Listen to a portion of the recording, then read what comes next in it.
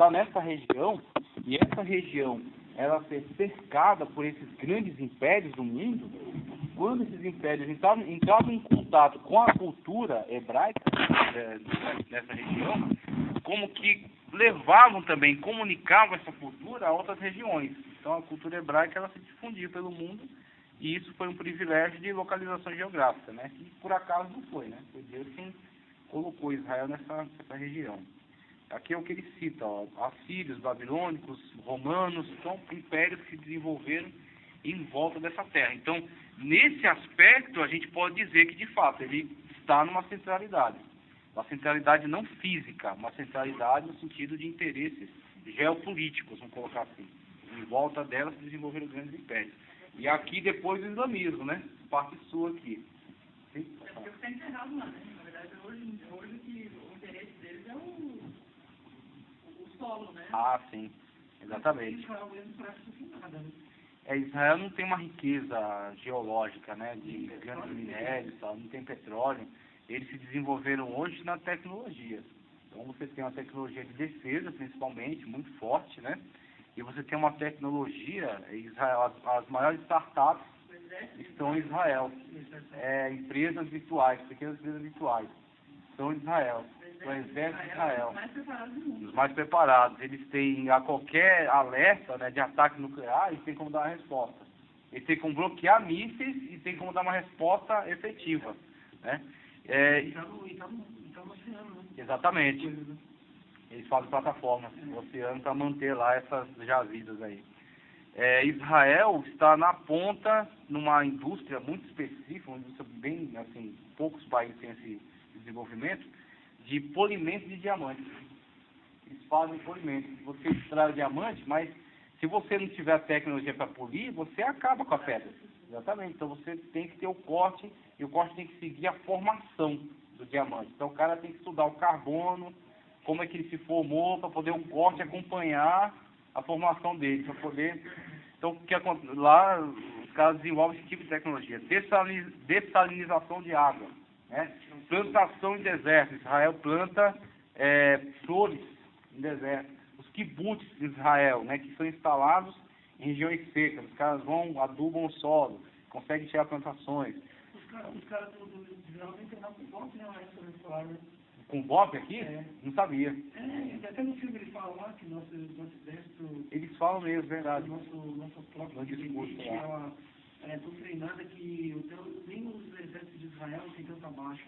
Mas essa questão não é questão de dizer assim, aqui é mais difícil para entrar. Ah, sim. Mas eles têm império maior.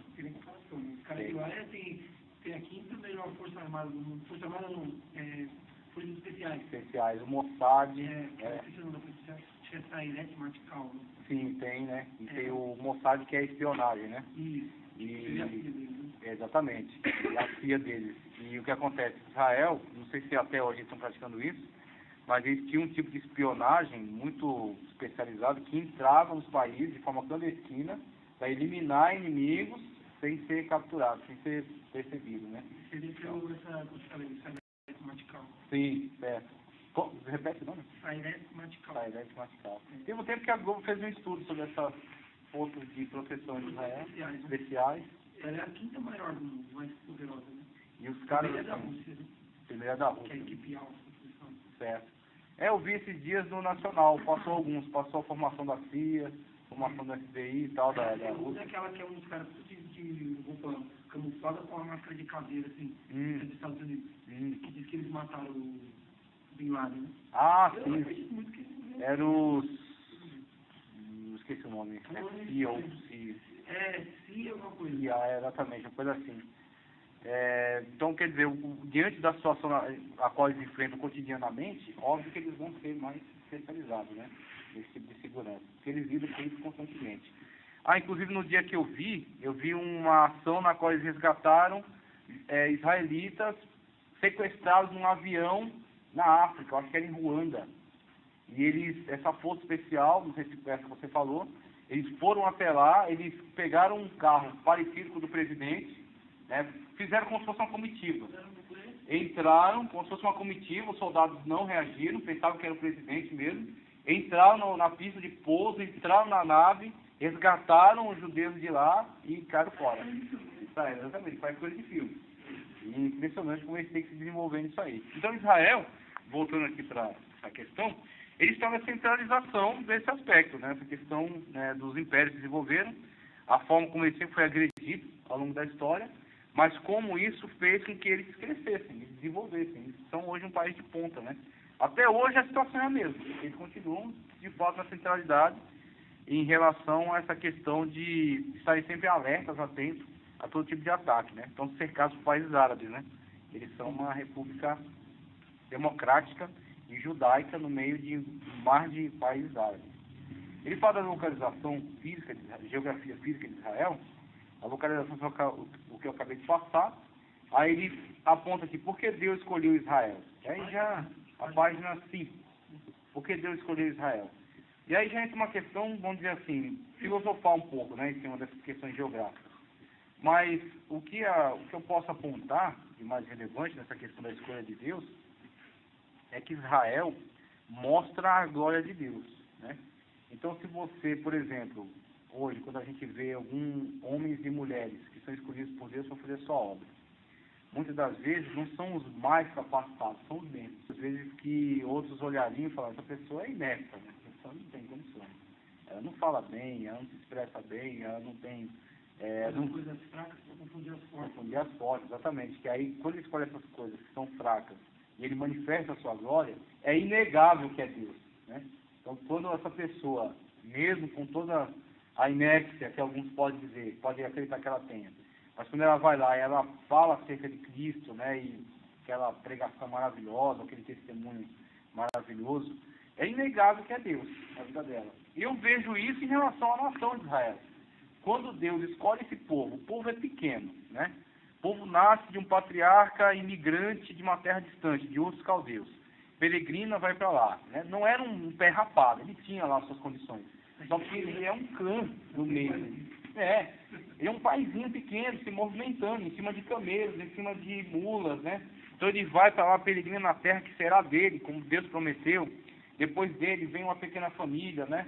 Espere, depois vem Isaac também, esterilidade, ora, Deus dá um filho. Aí começa aqueles 12, né? E aí aqueles patriarcas vão para o Egito, onde vão lá crescer, são escravizados, depois são libertos, né? Sendo libertos, tem que entrar na terra, tem que enfrentar o povo que estava lá. Então tudo isso aí mostra assim que Deus intervém na história.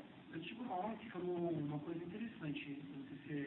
Quando o povo de Israel ele sai do Egito, diz que ele sai do Egito e percorre o caminho que seria mais próximo, que seria percorrido rapidamente, mas ele dá uma volta maior. Ah, sim, se ele fosse pelo caminho do mar, né, ou o caminho dos filisteus, como é chamado também, ele teria chegado assim, muito mais rápido. Mesmo ele indo pelo caminho que foi, né, passando pelo sul da Península do Sinai, atravessando o braço de mar aqui, do Mar Vermelho, e descendo, peregrinando por aqui, mesmo assim não seriam 40 anos, né? Como ele reservado, né? Seria alguns meses. Um ano, assim, se eles fossem muito devagar. Eles percorriam praticamente uma semana. As pessoas andavam constantemente por aqui. Caravanas passavam constantemente. Isso aqui era a rota de comércio. E quando ele dá essa volta toda, ele diz que ele sai do Egito e volta para o Egito, porque a região também pertencia ao Egito. A região pertencia. É a influência egípcia sobre essa região. O Sinai sempre foi uma coisa assim meio confusa. Então, o Sinai sempre esteve sob influência do Egito. Agora, o Sinai é muito deserto. Não se planta nada lá. Então, ninguém fixa alguma habitação constante lá. Então sempre tem, os egípcios vão ao Sinai já me extrair. Eles extraem minério, extraem pedra para a construção dos seus templos. Então eles vão lá, pirâmide, então eles extraem muito do Sinai, calcário, esse tipo de coisa. Agora, quando Israel passa pela região, não precisaria ficar todo esse tempo lá. Deus que fez ficar rodando, exatamente. O também não se livrava da mentalidade do escravo, né? Não conseguia entender o que era. Não entendia o propósito de Deus, não submetiam, o povo de dura serviço. Então isso que bloqueou o acesso deles rápido à terra. Aí quando Deus disse que nenhum deles entraria. Exatamente. Deu 20 anos já que deu 20. Foi. A solução que Deus encontrou para ela, tá bom, vamos fazer. Nenhum escravo vai entrar. Exatamente. Só se já dá para ele. Por causa da atitude, comportamento. Eu digo para vocês que eles chegaram às portas de Israel. Josué e Caleb, Exatamente. Eles chegaram em Cades Barneia, que é a cidade ao sul, que é no Negev, ao sul de Israel. O que acontece? Esse pessoal em desobediência quis forçar a barra, quis entrar. E Moisés aconselhou para eles não fazerem isso, porque Deus não estava com eles. Eles foram quebrar a cara. O pessoal deu um pau neles. E aí quando eles voltaram, tiveram que aceitar o juízo de Deus, que eles não entrariam, quem entrariam sendo os filhos. Aí ficava nessa. Aquela parte que Moisés fala, não vão, aí eles sobem para tentar invadir. Exatamente. Acho que é no livro de Deuteronômio? Eu acho que é número. É número, Eu acho que é número. Quando eles vão, aí eles morrem, né? Eles têm iniciativa, essa iniciativa. E ali estavam ao sul de Israel. Não aguento mais ficar nessa, não acredito. Exatamente. Exatamente. Era desesperador. Aí eles foram para se morrer. Só que você tem ali, por exemplo, a situação na qual o povo, eles estão saindo de uma escravidão centenária. Mais que centenária, né? São 400 anos de escravidão. Não tem como a cultura deles não se aproximar da cultura do país hospedeiro. Principalmente porque eles eram escravos na região. A escravidão, o cativeiro egípcio é diferente do cativeiro babilônico. No cativeiro babilônico, a Babilônia cedeu um lugar para eles ficarem. Era interesse da Babilônia que eles ficassem ali, que ninguém enchesse o saco deles, que eles desenvolvessem, que eles crescessem, produzissem, né? Depois surgiram alguns conflitos. Então vai ter, quando eles estão na corte persa agora, tem Ramã, né, que quer matá-los, mas é a iniciativa de Ramã, não do governo. Tanto que Deus intervém e o governo protege-os depois. Mas no Egito não. O Egito é a situação na qual havia o Alto Egito e Baixo Egito. Eram duas dinastias distintas. Uma não tem nada a ver com a outra. Uma tenta dominar a outra sempre. Então, quando José, na dinastia do Baixo Egito, José morre, e a dinastia que estava lá, que era a dinastia fundada por um povo estrangeiro, o povo íris, quando eles são vencidos, a dinastia do norte, do Alto Egito, do sul do Alto Egito, eles querem eliminar tudo que foi feito ali. A dinastia do Alto Egito é a sul. Na dinastia do Alto Egito do Sul é a dinastia dos povos da terra. Os próprios egípcios naturais. Os tebanos, uma coisa assim. É do sul? É dos íxicos, exatamente. Do sul, não, do norte. Norte é Baixo Egito. Norte é Baixo Egito. Quando eles dominam, eles querem eliminar tudo que foi feito pela outra. Então eles não consideram nada que José tenha feito. Por isso que fala que levantou-se outro rei que não se lembrava das obras de José. Moisés quis pegar os alvos dele também, né? Para dar talvez uma continuidade, não sei, ou relembrar o que José fez. José, sim, os ossos dele tinham que ser levados de lá, né? Por causa da promessa, né? Promessa da possessão da terra. E aí você vê, quando Israel está nessa condição, a dinastia, né, do Alto Egito domina e quer eliminá-los, porque eles eram povos inimigos para eles, estavam associados, né, àquele povo estrangeiro que estava lá. Eles são escravizados de uma maneira tal que o povo egípcio não se importa com a sobrevivência deles. Eles querem de fato exterminados, inclusive aquelas leis, né, para matar todo filho homem. É um projeto de exterminação, de extermínio.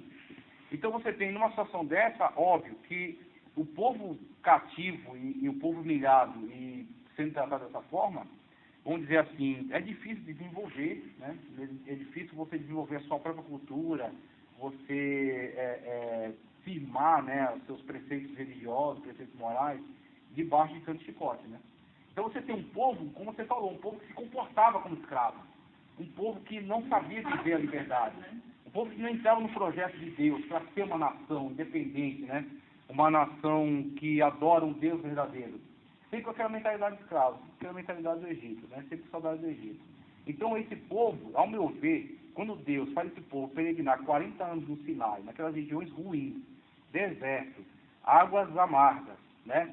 Escassez, e aquele povo vai ser lapidado dessa forma, eu acredito que Deus está tirando, né, todas aquelas características negativas, tudo aquilo que era ruim, e formando uma nova geração, e não só uma nova geração criada em condições precárias. Sim, tomando cuidado, a água, o fogo... A geração que nasceu deles foi uma geração aguerrida, uma geração de pessoas que não tinham medo.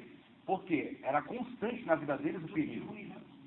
Eles estavam assim, num lugar onde não era deles, era uma terra, né, constantemente invadida. Eles tinham que se deparar com diversos inimigos, né? Então a pessoa desde cedo criada na guerra, criada para se defender, criada para atacar, para lutar, né, para defender sua vida. Dos 12, né? Geralmente, né? Que já Dos 12, o judeu considera, a partir dos 12, 13 anos, já é homem. Tem responsabilidade, né? Faz bar mitzvah e já tem responsabilidade civil. É outra mentalidade, né? falava pro meu filho, para de jogar, vai fora.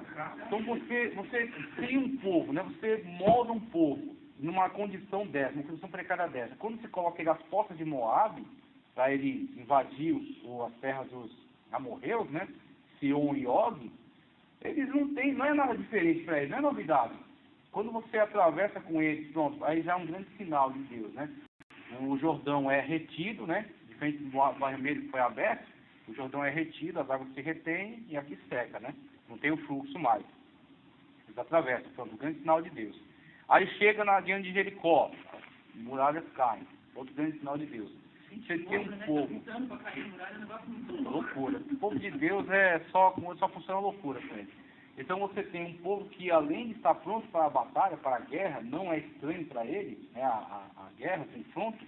Você tem um povo também que agora tem o sinal de Deus, que tem uma manifestação verdadeira de Deus. E tem um grande líder, né, que é Josué. A fama foi correndo, exatamente. Que Deus abriu o mar vermelho para o povo passar. Que esse povo venceu os amalequitas, acabou com eles. Que esse povo venceu Sion e Og, né? Que Deus está com esse povo, rapaz, coitado. Limparam muito bem o vidro ali. Veja a situação na qual eles ficaram ali dando voltas como uma escola. Assim que eu vejo essa situação. Claro que isso foi causado por pecado deles, foi causado por desobediência deles. Mas o que se esperar dessas pessoas? Achar que Deus é bobo, né? Você pegava os pobres que não iam pegar, guardava, como Deus não fosse ver. Exatamente. Aquele costume de desobedecer, aquele costume de fazer do jeito deles, de desconfiar sempre. Eles não eram brasileiros, queria dar o jeitinho brasileiro. Né? Queria dar o jeito deles. Então, o que acontece? Não tinha uma confiança plena em Deus. Deus falava, olha, isso aqui é tudo anátema, não pode pegar nada. Não, mas eu preciso guardar alguma coisa, porque vai que na frente, Saul também, tudo isso. Exatamente. Todos que tiveram essa atitude, tiveram o mesmo.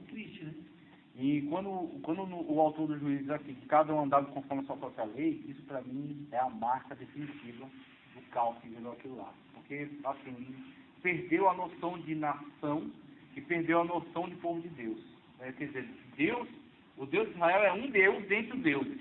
Você tem Baal, você tem Moloque, você tem Azerá, você tem diversos tipos de deidades. Deus, Jeová é só um, é só mais um. Então a noção que eles perderam, né, de povo de Deus. E aí, seguindo, você tem, por que Deus escolheu Israel? Eu acredito, para mostrar a sua glória. Escolheu um povo pequeno, né? Escolheu um povo que estava escravizado, né, debaixo da escravidão egípcia, numa nação muito maior que eles, né? Um povo desobediente, um povo difícil, duro a servir, e escolher um povo desse, né? E fazer com que eles de fato entrassem na terra e possuíssem a terra, para mostrar a sua glória, para mostrar que de fato, se não fosse Deus, como diz o Salmo, né? Ora, se não fosse Deus, né? Olha, diz Israel, se não fosse o Senhor, né? Então o Salmo, ele expressa bem isso. Se não fosse o Senhor, esse povo não existiria, não haveria. Por que Deus escolheu a terra de Canaã agora? E começa a discutir um pouco acerca da terra. E aí você tem algumas questões relacionadas a isso que é interessante a gente abordar aqui em geografia bíblica. Veja, será que o povo, vamos dizer aqui nessa época, né? O povo hebreu, porque a gente vai ver nas nomenclaturas que cada povo, cada nome daquele faz menção a uma determinada situação de Israel, uma determinada época. Então você tem a nação de Israel se formou, na verdade, no deserto, quando elas se organizaram em torno do culto a Deus, em torno das leis. Ali se formou Israel, de fato, né? Ali você tem no Egito um povo hebreu, vamos dizer assim, um povo que... Qual era a memória coletiva deles? O que fazia com que eles identificassem entre si? O que era um elemento agregador deles na escravidão egípcia ainda? As lembranças, né, dos patriarcas. Então você tem as histórias que eram contadas, né, de geração em geração, a questão da oralidade, né, a tradição oral, que para Israel, a tradição oral, ela tem o mesmo peso da tradição escrita, é chamada Kabbalah, que é a tradição, tá? Então você tem a tradição oral, eles chamam inclusive Torá oral. A Torá oral ela foi reunida nos textos, e depois de um tempo, né, eles ficavam com medo das tradições se perderem e eles guardaram nos textos. Aí você tem o surgimento da Mishnah, que é né, um povo desobediente, um povo difícil, duro a servir, e escolher um povo desse, né, e fazer com que eles de fato entrassem na terra e possuíssem a terra, para mostrar sua glória, para mostrar que de fato, se não fosse Deus, como diz o Salmo, né? Ora, se não fosse Deus, né? Olha, diz Israel, se não fosse o Senhor, né? Então o Salmo, ele expressa bem isso. Se não fosse o Senhor, esse povo não existiria, não haveria. Por que Deus escolheu a terra de Canaã agora? Ele começa a discutir um pouco acerca da terra. E aí você tem algumas questões relacionadas a isso que é interessante a gente abordar aqui em geografia bíblica. Veja, será que o povo, vamos dizer aqui nessa época, né? O povo hebreu, porque a gente vai ver nas nomenclaturas que cada povo, cada nome daquele faz menção a uma determinada situação de Israel, uma determinada época. Então você tem a nação de Israel se formou, na verdade, no deserto, quando elas se organizaram em torno do culto a Deus, em torno das leis. Ali se formou Israel, de fato, né? Ali você tem no Egito um povo hebreu, vamos dizer assim, um povo que... Qual era a memória coletiva deles? O que fazia com que eles identificassem entre si? O que era algo, um elemento agregador deles na escravidão egípcia ainda? As lembranças, né, dos patriarcas. Então você tem as histórias que eram contadas de geração em geração, a questão da oralidade, na tradição oral, e para Israel, a tradição oral, ela tem o mesmo peso da tradição escrita, a chamada Kabbalah, que é a tradição, tá? Então você tem a tradição oral, eles chamam inclusive Torá oral. A Torá oral, ela foi reunida nos textos, e depois de um tempo, né, eles ficavam com medo das tradições se perderem e eles guardaram nos textos. Aí você tem o surgimento da Mishnah, que é o comentário dos sábios da escritura, a Guemará, tá, que é a coleção das Mishnahs que surgiram, né, diversos comentários, formaram a grande Guemará. E o Talmud, que já é uma questão civil, legislação, né, para a questão civil. Isso é a reunião da tradição oral. E isso, para os hebreus, eles têm o mesmo peso da Torá, da Tanakh, né, do Antigo Testamento inteiro. Então, eles podem consultar tanto a Torá, tradições, né, que foram reunidas, quanto consultar a própria Bíblia. Para eles, é a mesma autoridade. Exatamente. E aí o que acontece?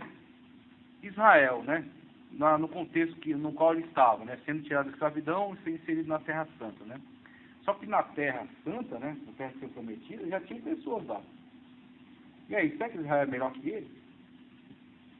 Será que o povo de Israel era melhor? Sabe? Eram pessoas mais legais?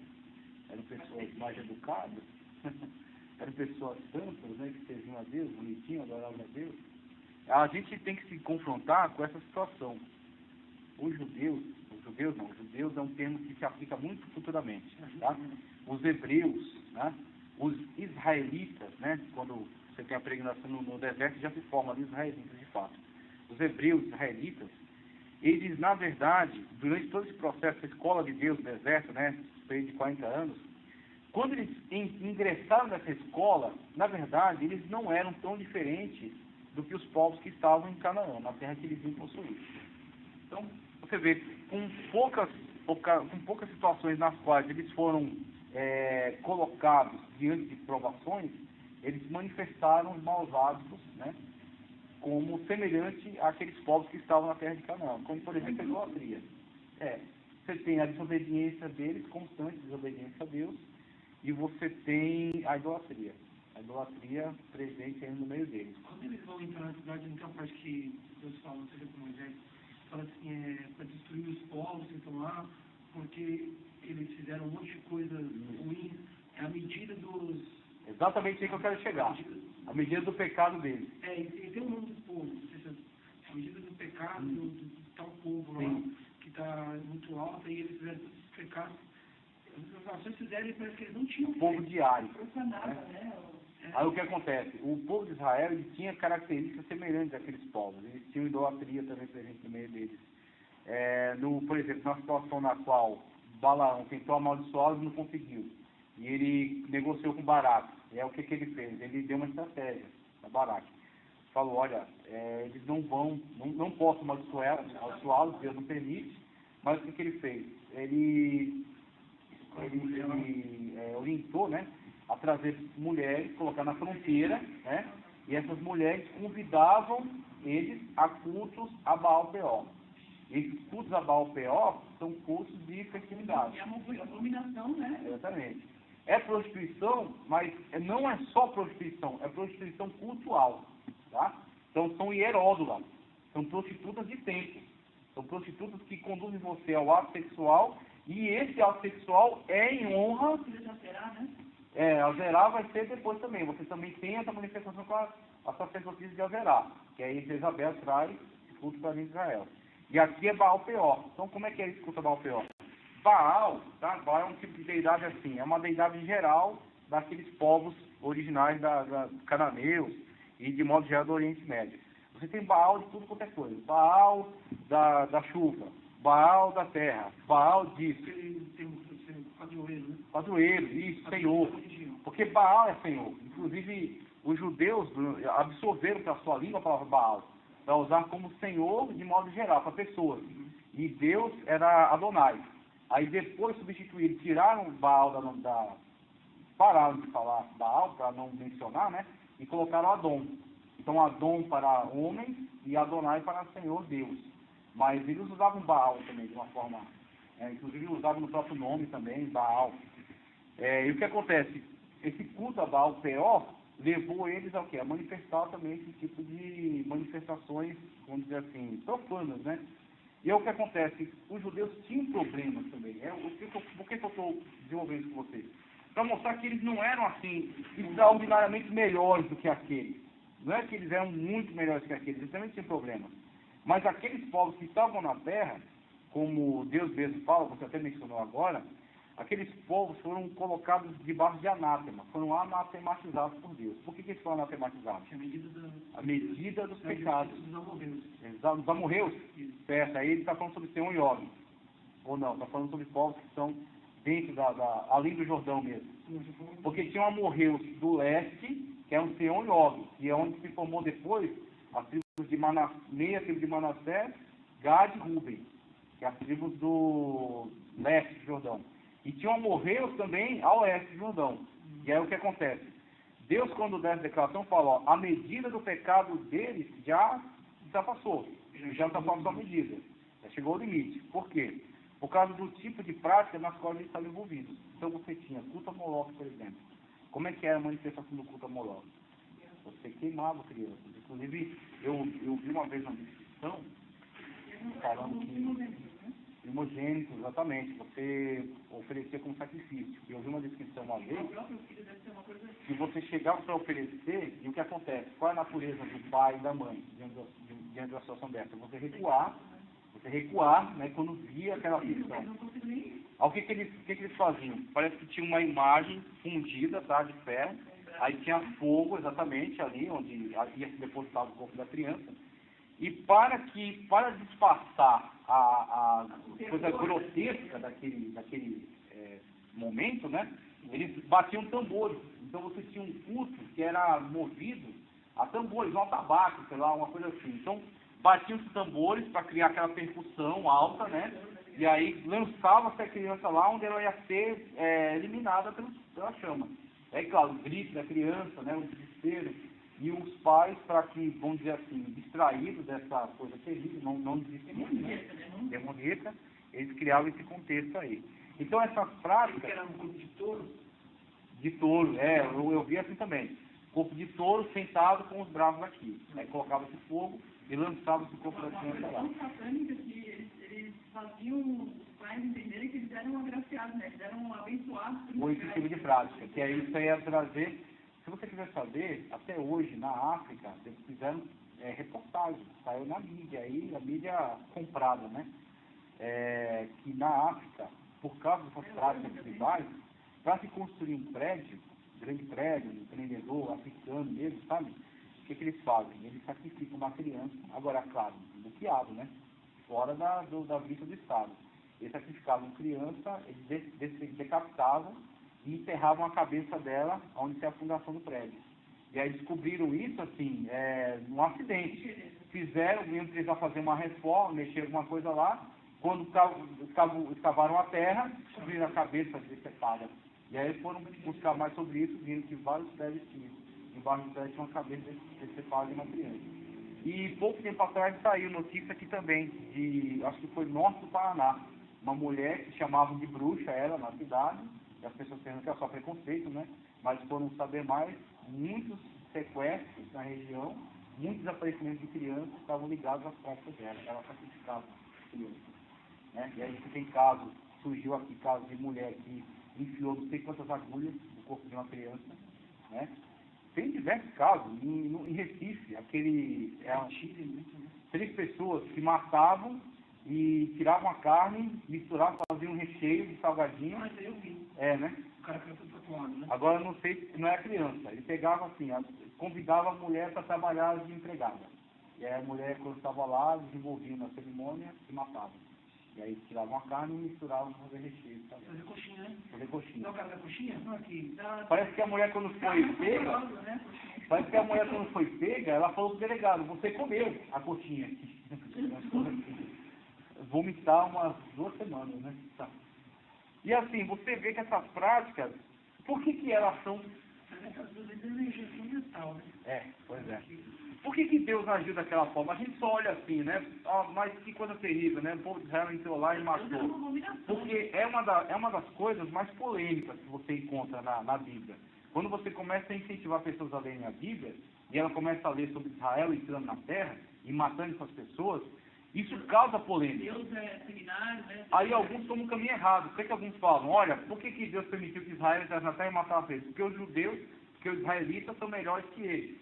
Isso é um conceito equivocado. Os israelitas não são melhores que ninguém. Eles não são um povo mais bonito, nem mais lindo, nem mais educado. Eles também têm seus defeitos. Mas o que acontece? Aquele povo que estava na terra, e aí onde entra, a dívida daquele povo era com Deus. E aí a gente retorna lá para Gênesis. Israel foi só um instrumento para acabar. Instrumento. Deus permitiu que Israel entrasse lá. Falou, eu voltei a um anátema. Eu não quero mais saber. Esse povo já ultrapassou o limite. Mas não chega, né? Deus fala para você, né? Cheira abominável. E chega as narinas deles, das obras, né? Aquelas pessoas. Quando você volta lá para Gênesis, no comecinho da história da humanidade, existe um trecho que diz assim, que para mim é muito significativo. Onde fala assim, que o meu espírito não contenderá para sempre com o homem, porque ele também é carne.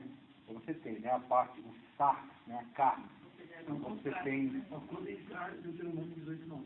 Quando entrares na terra que o Senhor teu Deus te der, né? Não aprenderás a fazer conforme as abominações daquelas nações. Abominações, exatamente. Aí todo coisa que ele faz abominação, faz tal coisa abominação do Senhor, e por essas abominações do Senhor teu Deus as lance fora de diante de ti. Exatamente. Você vê a sentença de Deus, como ela foi grave em relação àquele povo por causa das práticas dele. Então você vê, quando Deus dá essa declaração, o que eu vejo nisso? O homem tem, né, sua constituição total. O soma é o ser humano inteiro, corpo, alma e espírito.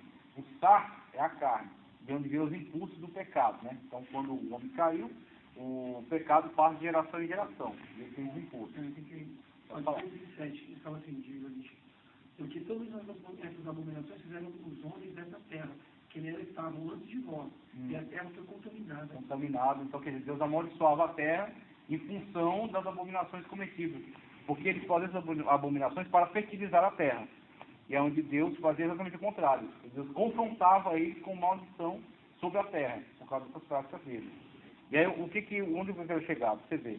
Quando Deus dá essa declaração, mostra que o homem, mesmo um homem que não conhece a palavra de Deus, não conhece a lei de Deus, ele tem uma coisa chamada consciência.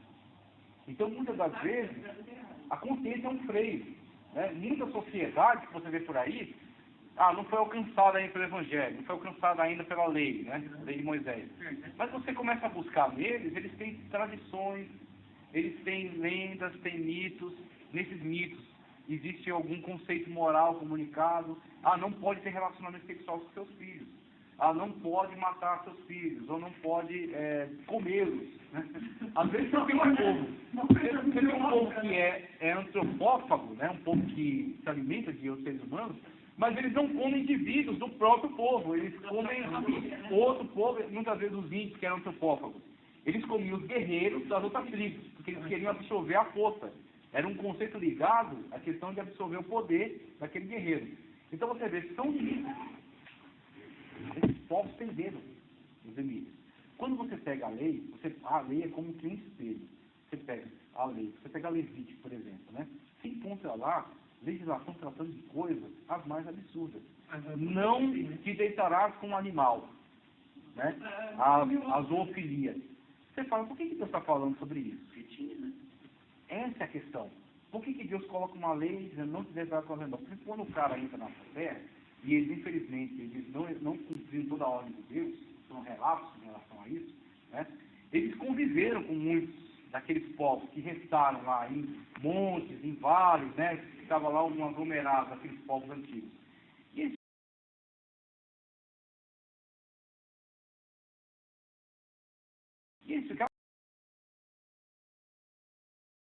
eles ficavam sabendo dessas práticas, né? De pessoas que se deitavam, que tinham relações sexuais com seus animais, pessoas que tinham relações sexuais com seus filhos, porque era um tipo de culto de fertilidade, né? Por exemplo, na África, uma coisa que virou epidemia era que muitas pessoas que contraíam a AIDS, infelizmente, ela se difundiu muito na África, né? O ebola, depois veio a AIDS. Alguns, por causa dessa mentalidade, vamos dizer assim, arcaica, eles desenvolveram um tipo de grito, de lenda que se difundiu por lá, e que se uma pessoa com AIDS tivesse sexo com uma pessoa virgem ainda, ele poderia ser curado. E nisso fez, assim, estupros abjetos. Mas será que isso foi realmente uma saída ou foi uma desculpa para né? É os dois, né? Porque surge uma pessoa com essa certeza, né? E aí surge outra com a intenção. Tô falando, ele já tinha mesmo a intenção. Exatamente. Não tudo, né? Tem muito. Acho que tem mais coisa. Exatamente. É o que acontece. Tem tudo ligado também a uma questão muito, vamos dizer assim,